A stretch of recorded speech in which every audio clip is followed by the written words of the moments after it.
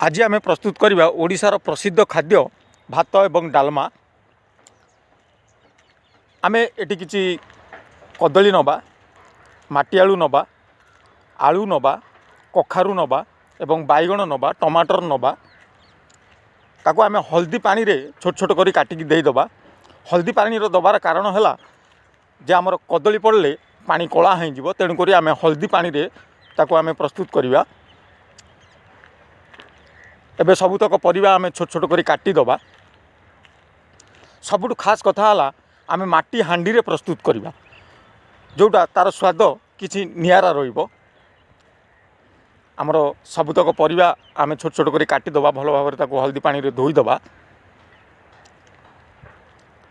एबे आम माटी हांडी बसैबा। मुझे गोटा माटी हांडी नहीं, आमर ये माटी हांडी रे आम आज डालमा प्रस्तुत करवा, जार स्वाद किछि नियारा रहिबो। आम हांडी रे किछि पानी देदबा। पानी गरम हो गला परे आम जाई देदबा बा डाली देदबा। आपण चाहिले मुग, मसूर जेकोसी डाली नहीं पारिबे। मुझे हरड़ डाली देछि। आमर डाली अल्प सिझीगला परे आम परिबा देदबा।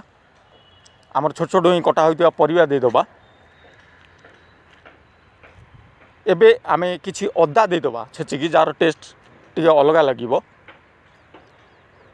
अल्प अदा आम छेचिकी देदबा एवं स्वाद अनुसार आम लुण देदबा, हलदी देदबा। ताको आम भल भाव मिसईदबा।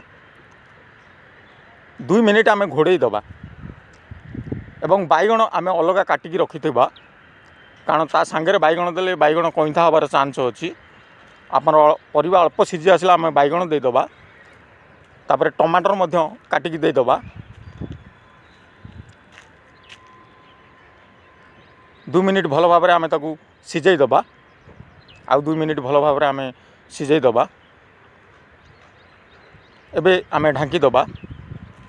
आमर 2 मिनिट हो जाइए। एबे आमर डालमा मध्य सिझी जाइए, परिबा मध्य भल भाव आमर सिझी जाइए। एबे आम तड़का मारिबा। किछि तेल गरम करिबा, सुखिला लंका देदबा एवं फुटण देदबा। ताकू भल भाव आम जारीदबा। 1 मिनिट भल भाव आम जारीदबा। किछि लंका गुंड देदबा, जाफल तार टेस्ट टिके अलग लागिबो।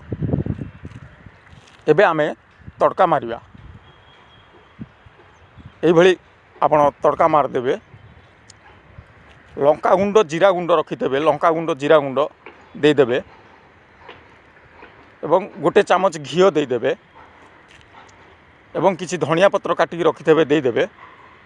डालमार टेस्ट बहुत बढ़ी जीवो।